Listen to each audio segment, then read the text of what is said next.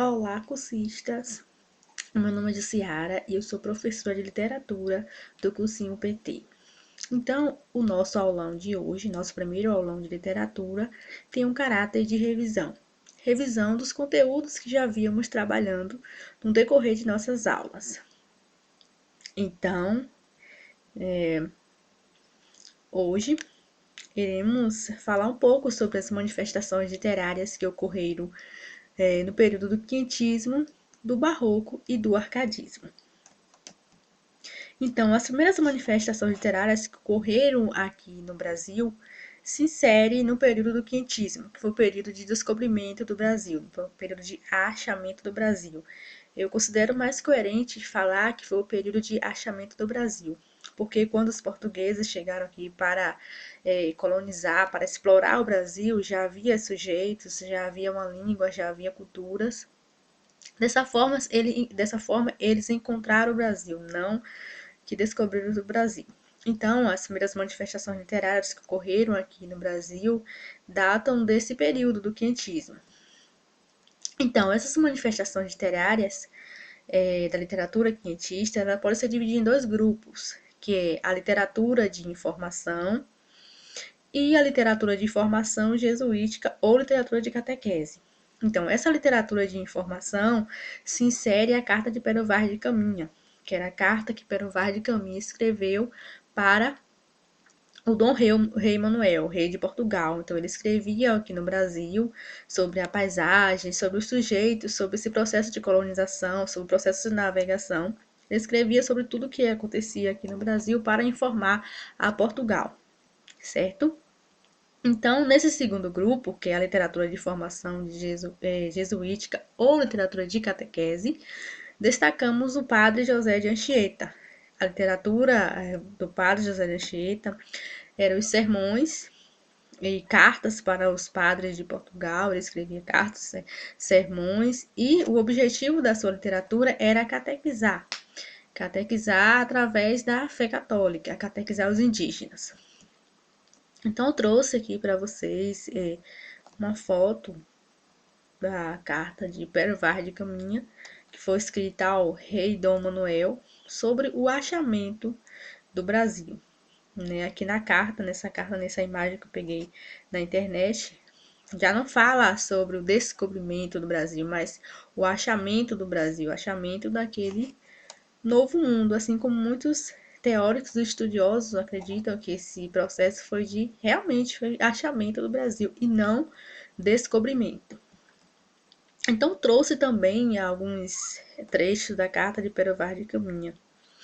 Esse primeiro trecho diz o seguinte, ele relata como eram as características dos indígenas, como foi que eles encontraram os indígenas aqui.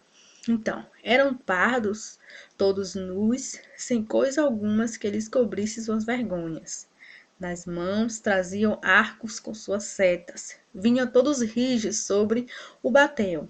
E Nicolau Coelho lhe fez um sinal, que eu pousasse os arcos, e eles o esposaram. Então, nesse primeiro escrito aqui de Pero Vaz de Caminha, ele trata das características dos indígenas, que os indígenas eram todos nus, não tinha coisa alguma que cobrisse suas partes íntimas, as suas vergonhas, e nas mãos eles traziam arcos, traziam setas, traziam suas armas, e pelo que podemos perceber, através desse trecho, que esse contato, entre o que a carta não diz, que esse contato entre os indígenas e os exploradores, podemos pensar assim, os colonizadores e exploradores foi um contato harmônico, um contato não violento. Isso é o que a carta nos mostra, esse trecho da carta, mas a gente pode pensar também por outro viés, que esse contato não foi assim, Imagine a terra que possui lá a sua cultura, a sua língua, o seu povo,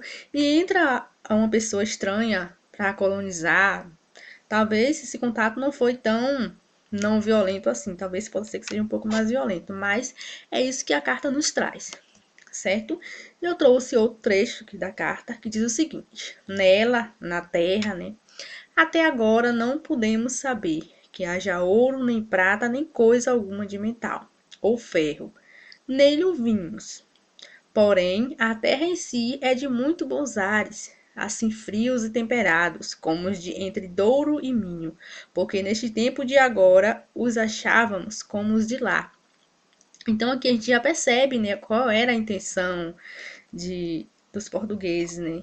Era colonizar o Brasil, era explorar o Brasil, assim como eles os fizeram.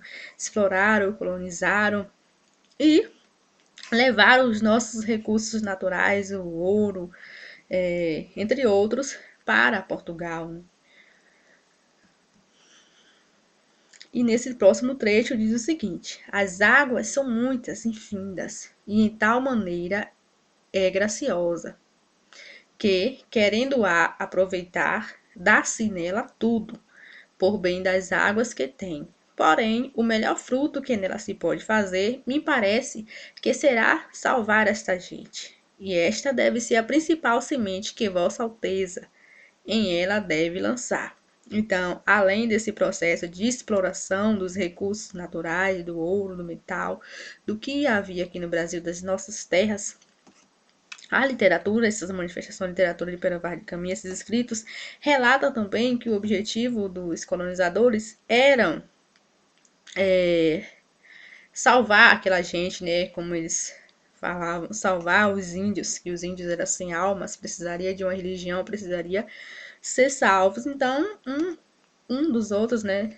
Dos infinitos objetivos, era também catequizar os indígenas, assim como os fizeram. Os jesuítas vieram para o Brasil para esse processo de impor o catolicismo, de difundir o catolicismo e também e catequizar os indígenas. E quando estava ocorrendo esse processo de achamento do Brasil, de colonização do Brasil, aqui, né, no Brasil, em Portugal já estava ocorrendo um novo estilo literário, que era considerado o estilo do barroco. Sempre no Brasil, chega a Portugal, né, as coisas, para depois chegar no Brasil. Então, o barroco, ele nasceu na Itália, se expandiu por todo o mundo, chegou a Portugal e posteriormente chegou ao Brasil. Então, há muita controvérsia sobre a etimologia da palavra barroco. Então, a etimologia do barroco tem suscitado muita controvérsia. Acredita uns na origem ibérica, espanhola, barroeco, ou também na portuguesa, barroco, que designa uma pérola de superfície irregular. Irregular, assim como as características do barroco, que a gente vai percebendo que as características do barroco não é uma característica fixa, é uma característica irregular, ao dualismo, a instabilidade emocional, o exagero, tanto na pintura, na arquitetura, quanto na literatura. Então, o barroco, esse estilo foi criado a partir do século XVI, como eu falei para vocês, na Itália, se espalhou por todo o mundo, chegou a Portugal e posteriormente chegou ao Brasil. Então, como característica principal, o barroco na literatura, né, o barroco traz dualismo, que é esse contraste de corpo, espírito entre bem e o mal.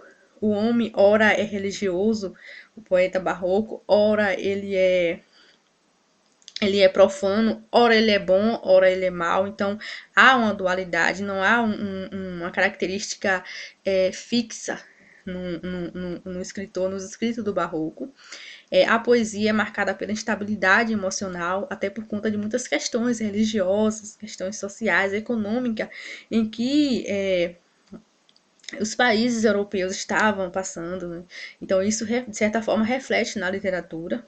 Então, essas poesias eram marcadas pela instabilidade emocional e também era acompanhada por sentimento de culpa pelos pecados. Gregório de Matos, ele é um autor do barroco e ele escreve sua poesia satírica, né, criticando a religião, criticando a sociedade, criticando o governo, e ele também escreve a sua poesia lírica religiosa pedindo perdão pelos seus pecados, se reconhece enquanto pecador e ao mesmo tempo ele pede perdão pelos seus pecados. Então essas poesias eram marcadas pela estabilidade emocional.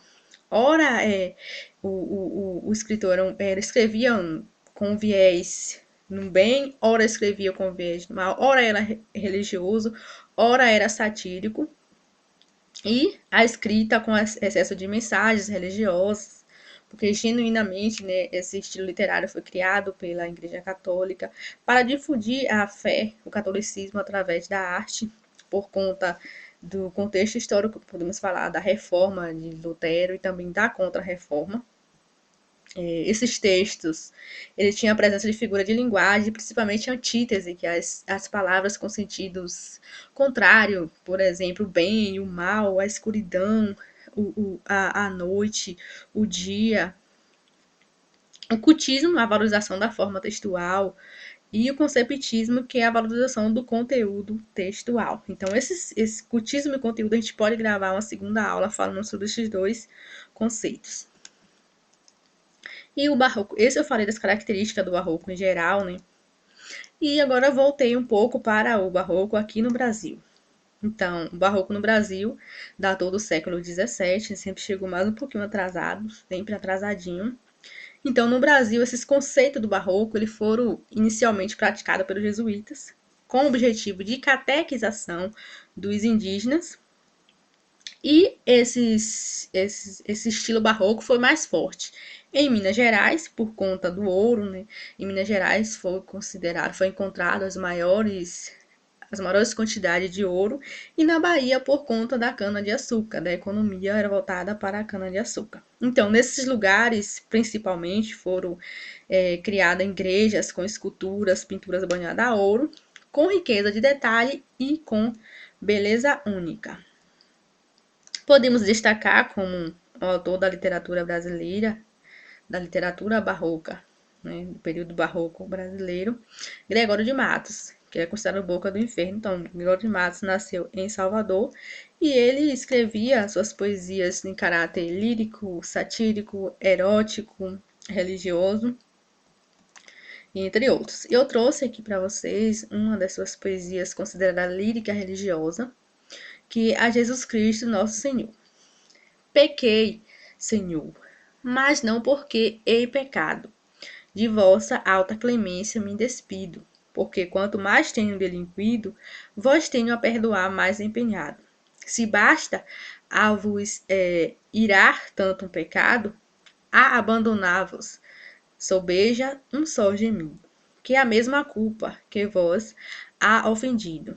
Vos tem para o perdão lisonjeado, se uma ovelha perdida é já cobrada. Glória tal e prazer tão repetindo vos deu. Como afirmais na sacra história, eu sou o Senhor, a ovelha desgarrada. Cobrai-a e não querais, pastor divino, perder na vossa ovelha a vossa glória. Então ele reconhecia que ele era pecador, que ele era a ovelha desgarrada e precisava voltar para o seu rebanho, voltar para a igreja. E ao mesmo tempo, Gregório de Matos escrevia poesias falando sobre a religião, se identificando enquanto pecador, pedindo perdão pelos seus pecados. Ele também escrevia poesia satírica, criticando mesmo a religião, criticando as questões que se perpassava pela igreja, né? As altas cobranças de impostos e entre outros. Eu trouxe aqui alguns quadros na arquitetura, né, se destaca Aleijadinho, que ele nasceu em Minas Gerais. Então, Antônio Aleijadinho, ele trabalhava para a Igreja Católica e fazia algumas esculturas, mas essas esculturas não poderia assinar com o nome dele, porque a condição social dele não permitia, ele era filho de mestiço. Então ele não poderia, ele fazia as suas esculturas belíssimas, mas não poderia assinar com o seu nome. Eu trouxe aqui algumas esculturas do barroco, eu falei na literatura e na escultura. E a nossa próxima estilo literário, né, que nasce totalmente contra esses exageros do barroco, né, totalmente contra essa falta de equilíbrio, esse dualismo do barroco, é o arcadismo, que pode ser chamado também de neoclassicismo ou setecentismo brasileiro, que ocorreu em 1700 a 1800, 1808, basicamente. Então, nesse período em que estava ocorrendo esse novo estilo literário em contraponto ao barroco, que foi nesse século XVIII, foi o século, considerado os séculos das luzes, em que as ideias iluministas estavam a todo vapor. Então, eu trouxe um trecho aqui para vocês que fala o seguinte: as luzes do esclarecimento ajudam os homens a entender o mundo e a combater preconceitos. As novas ideias assentam um golpe definitivo na visão de mundo barroca. Então, essas novas ideias que estavam sendo adquiridas essas ideias luministas, principalmente, que estava sendo adquirida aqui nessa escola literária, no arcadismo, é um golpe fatal nas ideias do barroco. Então, que era baseado mais no sensitivo do que no racional, mais no religioso do que no civil. Então, aqui no arcadismo, eles preferem, né, eles pregam mais a questão da razão do que da religião. Então, eles basearam nas questões dos iluministas, nas questões filosóficas iluministas, e era contra esse poder absolutismo que aqui no Barroco havia, né? O poder estava nas mãos do monarca, da Igreja Católica. Então, eles queriam também que a razão ganhasse o seu lugar e não só a religião. Eu trouxe aqui umas características geral do arcadismo, que a gente pode ser encontrado em alguns poemas dos escritores, dos árcades, que é chamado, né? A primeira é a busca da simplicidade, o bucolismo, a busca dessa simplicidade do campo, voltar para a natureza, essa defesa de viver ao campo. Um bucolismo é voltar para o campo, voltar para a natureza, viver no campo como os pastores. E dessa forma eles exaltavam a natureza e a literatura pastoril. E outra característica importante é o uso dos pseudônimos. Quase todos os árcades, eles utilizavam pseudônimos, que era o nome fictício, para escrever os seus poemas. Por exemplo, no Tomás Antônio Gonzaga, que a gente vai estudar aqui, que era um autor importantíssimo do arcadismo. Então, ele escreveu Marília de Disseu. Ele se nomeou num poema como Disseu e a sua amada como Marília, que era chamada de Maria Doroteia. Então, outras característica importante do arcadismo, né, em geral, era a imitação dos clássicos, com os termos fugere uber, que é fugir do urbano. Os árcades criticavam, baseado nessas ideias iluministas, eles criticavam o urbano, esse exagero do urbano, essa falta de equilíbrio que o urbano trazia para o ser humano. O ser humano precisava agir com a razão, precisava pensar para agir com a razão. Então, eles queriam ter um equilíbrio, e esse equilíbrio se encontraria na natureza. Os locos amenos, que é o lugar ameno, fugir do urbano e ir para o lugar ameno. Esse lugar é o campo, um rural. Aura mediocratas, que é o equilíbrio de ouro. Esse equilíbrio você só encontra na natureza. Inutilia truncar, que é cortar o inútil, cortar tudo que é inútil, que ocorre, todo esse exagero, toda essa dualidade, toda essa instabilidade emocional, essa falta de equilíbrio em que o barroco trouxe. Então, tudo isso é inútil. Então, vamos voltar para o campo, vamos nos preencher, nos equilibrar com a natureza.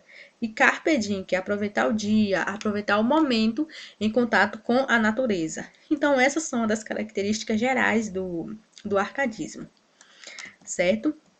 E como destaque do arcadismo, eu trouxe aqui um dos autores dos poetas mais importantes, que é Cláudio Manuel da Costa, que com essa obra, Obras Poéticas, abriu esse período de literatura, considerada a literatura do arcadismo. Então, ele usava o pseudônimo de Glaucete Saturno, como eu falei, que era normal, que uma das características do arcadismo era esse uso do pseudônimo. Então, o nome dele é Cláudio Manuel da Costa, mas ele usava nos seus escritos Glaucete Saturno. Então, Cláudio Manuel da Costa, ele nasceu em 1729 e morreu em 1789, em Vila do Ribeirão do Carmo, que hoje é considerada Mariana, em Minas Gerais. E Tomás Antônio Gonzaga, que tinha o pseudônimo de Disseu. Tomás Antônio Gonzaga, ele nasceu no dia 11 de agosto de 1744, em Miragaia. E ele morou um bom tempo em Recife. E escreveu Ele nasceu, na verdade, em Portugal, mas ele veio para aqui, para o Brasil, bem jovem, com o falecimento da sua mãe. Então, ele escreveu esse poema épico, Marília de Disseu. Então, nesse poema, ele trata, né, de uma história de amor É a história de amor dele, né, com a sua amada Marília. Então, quando ele veio para o Brasil, tinha mais ou menos 40 anos, ele se apaixonou por uma jovem de 15 anos, que era chamada Maria Doroteia. Então, ele escreveu alguns poemas para ela, escreveu esse livro, né, que é um poema épico, um poema enorme, que são divididos em partes, em lira, né, lira 1, parte 1, lira 2. Então, nesse livro, ele retrata essa história de amor entre Disseu e Marília, que sabe-se que ele tinha uns 40 anos quando ele se apaixonou pela sua amada Marília. E Marília era bem jovem, tinha 15 anos, só que esse namoro não era consentido pelos pais de Marília, porque Disseu não tinha condição social favorável, não tinha dinheiro, não tinha bens. Então a família dela não aceitava esse casamento. Só que posteriormente a família aceitou que Disseu se casasse com a sua amada Marília, mas ele se envolveu em questões sociais da época e foi preso.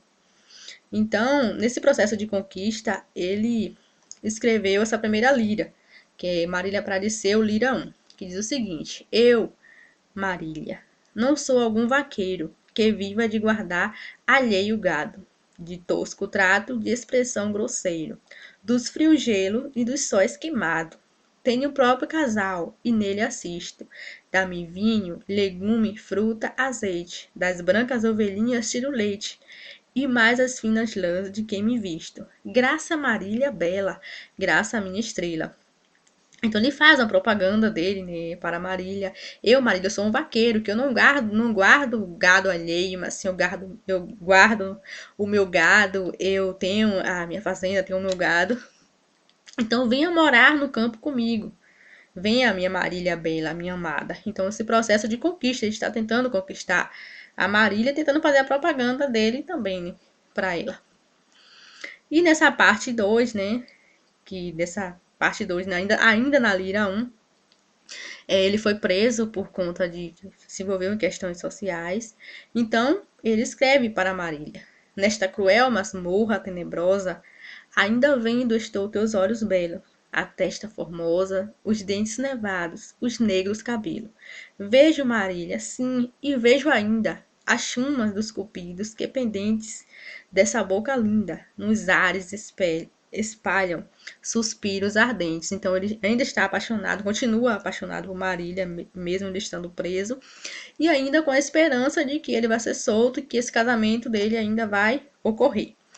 Mas passando o tempo, ele ficou muito tempo preso, então o casamento dele foi anulado e ele escreve aqui já no finalzinho desse poema, dando adeus à sua amada Marília.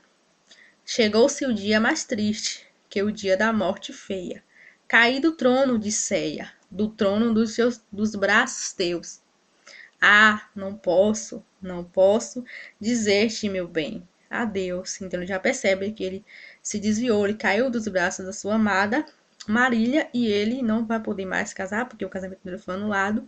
Então ele dá adeus à sua história com a sua amada.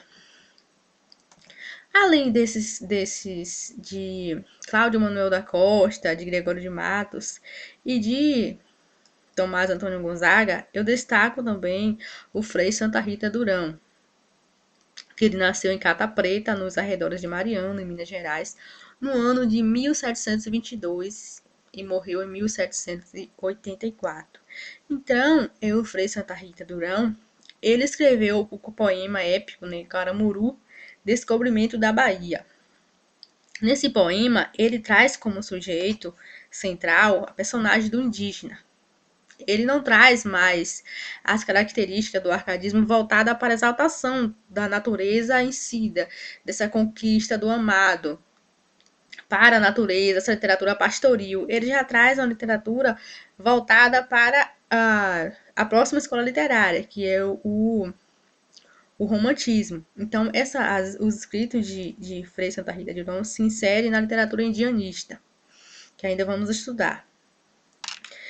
Então, Frei Santa Rita Durão, ele conta uma história nesse poema, a história de Pedro Álvares Correia e as duas índias, Moema e Paraguaçu, que em Salvador, né, nesse processo de descobrimento do Brasil, em Salvador, naufragou um navio de franceses e que dentro desse navio havia um português, um único português, que era Diogo Álvares Correia.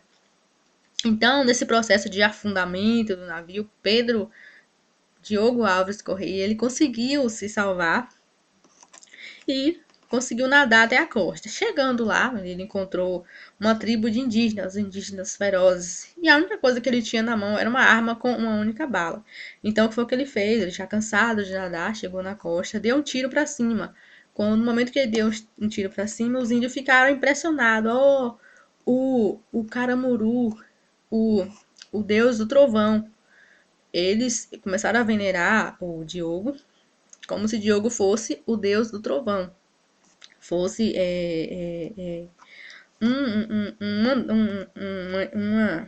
uma pessoa mandada pelos ancestrais, que fosse um deus, tivesse ali naquele momento para ajudar, de certa forma, a sua tribo. Então, Diogo ele foi nomeado como Caramuru e foi levado para a tribo dos indígenas. Chegou lá, foi venerado, foi bem tratado, né, pelos indígenas e ainda conheceu a filha do cacique, que era chamada de Paraguaçu. E Paraguaçu tinha uma irmã que era chamada de Moíma.